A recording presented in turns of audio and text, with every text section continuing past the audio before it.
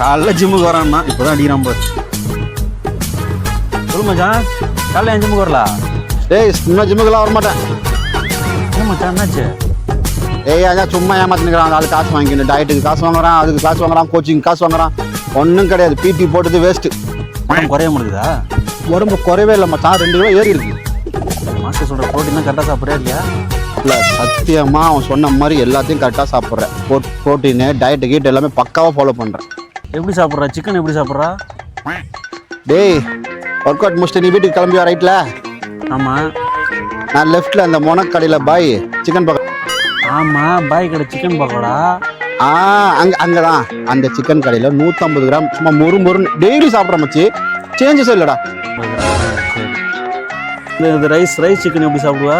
ஆமாம் மச்சி, பிரியாணி வந்து நம்ம இது பார்சலு பிரியாணியா? அருமை அருமை. இந்த சப்பாத்திலாம் சொன்னார், அதெல்லாம் சாப்பிட மாட்டேன் மச்சான்.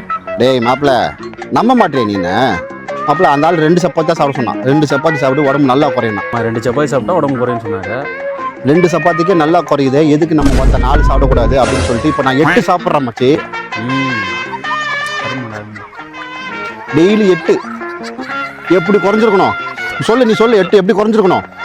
குறைக்கலாம் மச்சான். நீ என்ன பண்ண, நீ கிளம்பி வாங்க, சாயந்தரம் ஜிம்முக்கு வாங்க. வந்தா குறைச்சிடுயா? உண்மையிலுமே நான் குறைச்சி காட்டுறேன் மாப்பிள்ள. எப்படியாவது கொஞ்சம் குறைச்சி விட்றேன் மாப்பிள்ள. பாரு நானும் நடந்துருந்தாக்குறேன் இப்போ கூட. நான் குறைச்சி காட்டுறேன் மச்சான். பக்கத்தில் சிக்கன் கடை ஒன்று இருக்குது. அப்படியே உனக்கு செதுலாக வெட்டி உனக்கு வந்து கட்டாக கொண்டு வந்துடலாம் வா. ஏய் இவனு அந்த மாஸ்டர் கூட சேர்ந்து போனோம், வெட்டுவான்றான். நிஜமாலுமே வெட்டிடுவானோ? Ramba ho, samba ho.